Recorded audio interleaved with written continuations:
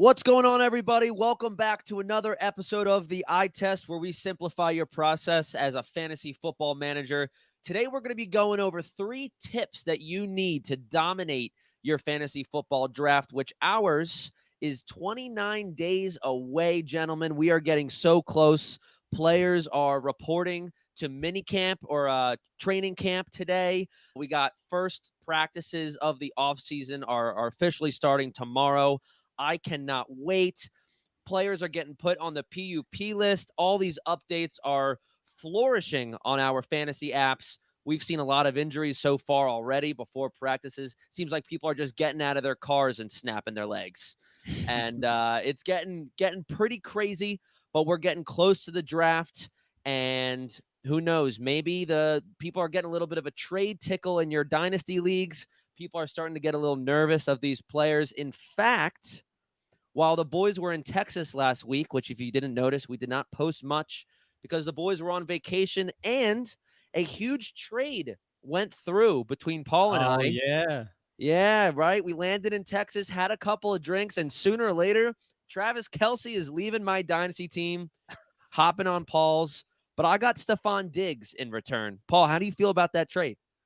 I really like it for me. If you go back and watch some of our old videos, the one where we did our roasts, the one bad thing you had to say about my team was my tight end spot. I remember you berated me for Hayden Hurst for about 5 minutes. So now I would love to hear you talk bad about my tight end spot now. Oh, that's right. You can't because I have the GOAT on my Yeah. team. And I would also love for you guys to tell me I don't have any wide receivers because now I have Stephon Diggs, a proven first rounder for at least the last 3 years.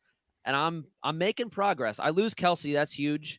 That's But I've got a couple young guns. I drafted Michael Mayer in the rookie draft, so I'm feeling pretty good about that in years to come. Not this year. I'm going to take a step back. But the good news is the Chiefs are going to win the Super Bowl next year, and Kelsey's going to retire. doubt that highly. That's kind of what I'd be scared about with him. I There's But don't literally no evidence to prove that. You guys are just trying to gaslight me into not being thrilled about Travis No, Kelce. Paul, what I'm trying to say is that I think it was an even trade. It improved my wide receiver room and it improved your tight end room. And now you have a tight end advantage over 11 other teams in the league. Yeah, no, I think it was fair. I think it was fine. I think we both are happy. Yeah. Well, hey, we got a good show today. We got 3 tips to dominate your fantasy draft. Everyone's looking for those tips that they just need to win. And we are here to make it easy for you. It's not going to be super hard or advanced. These are easy tips that you just need to adapt to, and it will help make strides in the fantasy draft. Are you guys ready to go? I'm ready to go. All right. As I shake my camera, let me just settle that there. All right, Bob. Well, hey, I know you have a pretty good tip here. So how about you let our viewers and listeners know what they need to know for their fantasy draft coming up?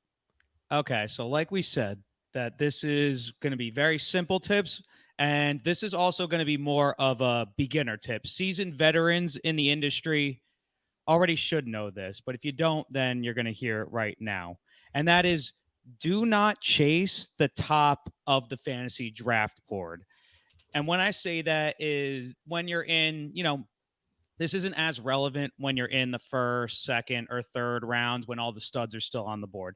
But this becomes very relevant in the middle rounds where you're kind of struggling between, you kind of get a little bored maybe, and you're just like, I don't know who I want to pick. Like, none of these guys I'm super high on. Like, I'll just take the guy that's at the top of the board because I'm not sure what else to do. I'm telling you, don't do that. Do your research, scroll down the fantasy board a little bit, and just pick someone that you feel good about. Don't just draft, say, Damian Pierce in the 5th round because he's the supposed best player on the board at that time. Because chances are it's not going to work out for you if you take that strategy. So please just do a little bit of research. Yeah, I think that's a very helpful tip. I mean, you got to scroll down the list to see what players might have had a down year last year that are valued lower that you think are going to have a bounce back year. Maybe some type of situation changed on the team, or Yep. maybe they were battling a lingering injury and they've had a full year to recover. I mean, those are very helpful tips to really dominate your fantasy draft. Absolutely. Yeah, and I think the best thing is I know Sleeper does it. I'm sure Yahoo and them do it, but they bracket these guys like they say that these are the players that will be available for this pick, and these are who we think is going to be available for the next pick. Like they bracket it off for you, so you got to take an entire scroll down there and be like, okay, is there anybody on here that I not desperately, but that I really really want right here, and if that's the case, you should kind of assume that he's not going to be there next round. So if you really like a guy, go grab him. Who cares if he's 5 or 6 players below the top guy on the board? Get the guys you like. That's what makes fantasy football fun. I Absolutely. agree. My tip to dominate your fantasy draft. Listen, guys, when we make our settings for the league, most fantasy teams are given 1 or 2, if you're lucky, IR slots. So my tip to dominate your fantasy draft, utilize that IR slot during the draft. This can give you an extra player once the draft is done, so you can take that risk on a waiver or a flyer guy, some rookie that is going undrafted in leagues. You can get them on the waiver wire before week 1 even starts. For example, last year's player that you could have done this with was Jameson Williams. He was drafted super early. Everyone knew he was going to miss a large chunk of the season. He was a rookie. He was on an offense with already Amon-Ra St. Brown, at the time, T-Hawk, and there were other options to throw to, but you could take that late round where, what are you going to draft? A guy that's projected 100 fantasy points for the whole year, or you could use that late round pick on Jameson Williams, who may be an all-star when he came back. Now, that wasn't necessarily the case, but before week 1 started, you were able to throw him on the IR slot and pick up maybe one of those waiver wire warriors. So this year's example, it's Kyler Murray. He could be your second quarterback that you draft later in the rounds, which most people like to draft a second quarterback later in the rounds, like a rookie like Anthony Richardson or Bryce Young. Use a proven Kyler Murray. I mean, he may not miss as many games that he was projected to weeks prior. He may only miss like 6 games. I've even heard rumors that it could be less. Utilize that IR slot, throw Kyler Murray on there, and get someone that goes undrafted in the league. In fact, I was doing a mock today, and Kyler Murray was undrafted. I don't think that's going to be the case as we get closer to this season, but just a Definitely little not. bit of a heads up that Kyler Murray is someone you could draft post 10th round, let's say, throw in your IR slot, and now you have an extra spot to get a waiver. Yeah. I like that a lot, John. It kind of goes with what I typically say is even though in Dynasty you draft for the future, you could actually draft for the future and redraft as well. So you got to think ahead also and think about what maybe matchups there are down the line. Like you said, what guys will be coming back from injury. So I think that's a really good strategy to not just like think solely what's going to be happening on, say, week 1. Yep. Yeah, and that's even better if you're in a keeper league.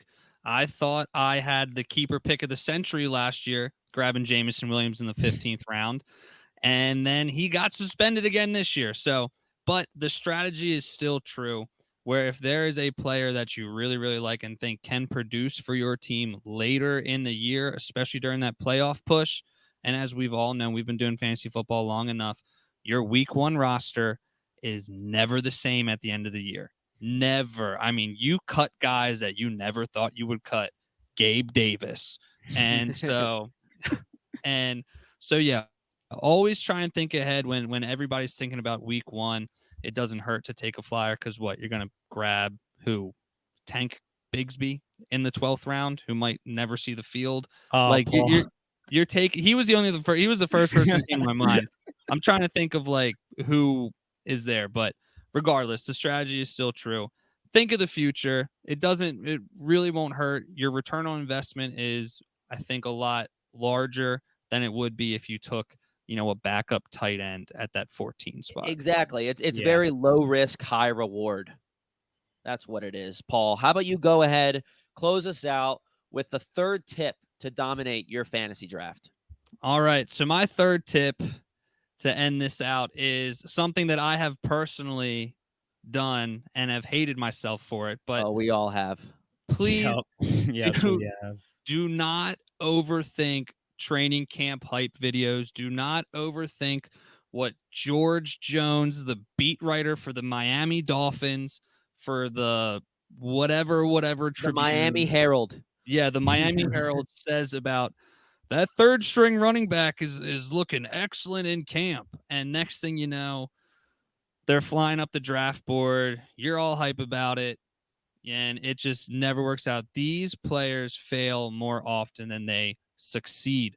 The only one from last year I can remember that actually got hype at training camp was Damian Pierce, who actually turned out to be fantasy relevant for most of the year for teams. So just to give some examples of this, I'm going to name a few players and you tell me what you think. Chase Edmonds in 2022 was supposedly Oh, he was drafted so I early. fell for that so bad, dude. He He was like was a drafted fourth-round running back.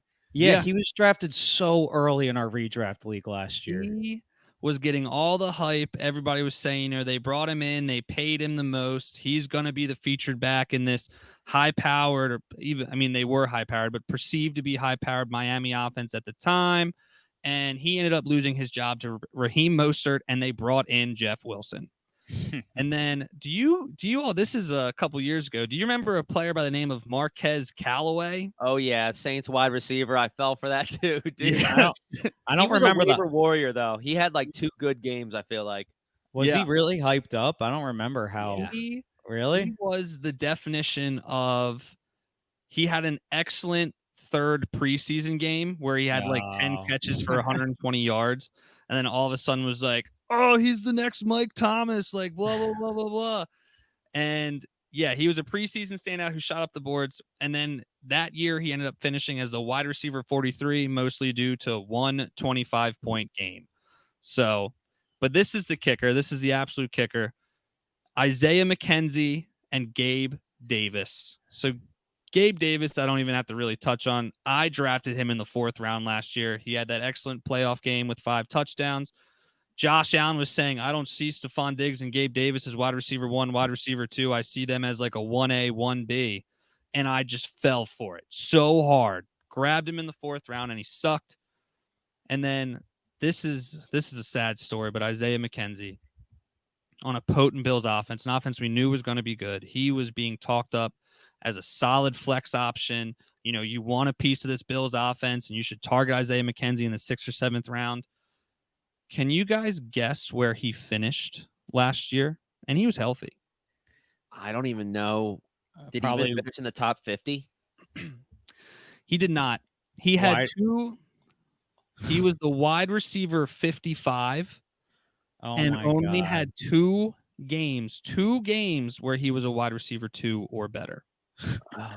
Paul, I think you're forgetting, though, the ultimate one from last year who had the most hype and was drafted, might have been drafted probably in the same range as Gabe Davis, if not higher. Can you guys guess before I give it away real quick? He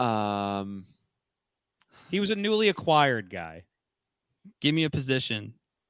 Yeah. wide receiver.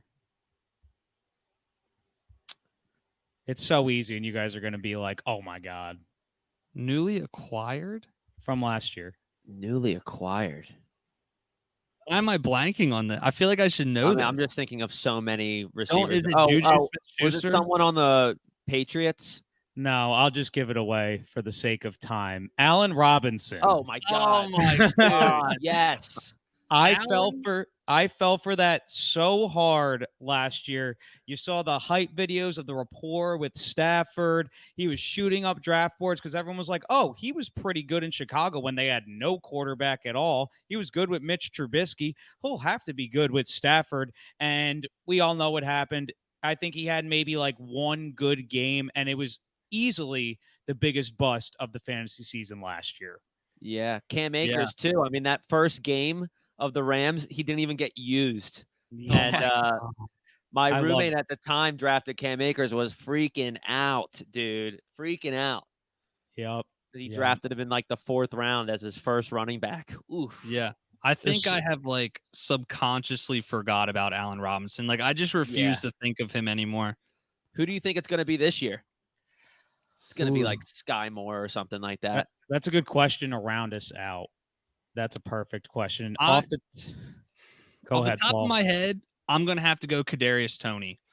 Yeah, And he's injured. I'm gonna go with another Chiefs guy, actually. Justin Ross. Pacheco. Yes. I'm going with but Pacheco. he deserves some type of talk. Here No, comes John defending his RB1 and Dynasty. Pacheco, you know what the problem is with Pacheco, and I'll leave it at this. There's always a new running back coming into KC every year that's getting hype. So, like, it was Clyde Edwards-Helaire, then it was Damian Williams, or maybe Damian Williams was before Clyde Edwards-Helaire. Now it's like, then it was Pacheco, now it's Deneric Prince. Like, they're just constantly rotating running backs. Piece of advice, just draft Jerick McKinnon because you could get him at the end of your draft. Yeah, and he gets that's reception touchdowns. Yeah, that's it. Those are some good tips, guys. Hey, if you're viewing on YouTube, go ahead, like this video, subscribe to our channel, and comment one of your biggest tips that you follow to dominate your fantasy draft. We'll be back tomorrow with 3 players that are must draft during your fantasy draft. And we appreciate everyone listening on Spotify and Apple Podcasts. We'll be back tomorrow. Peace.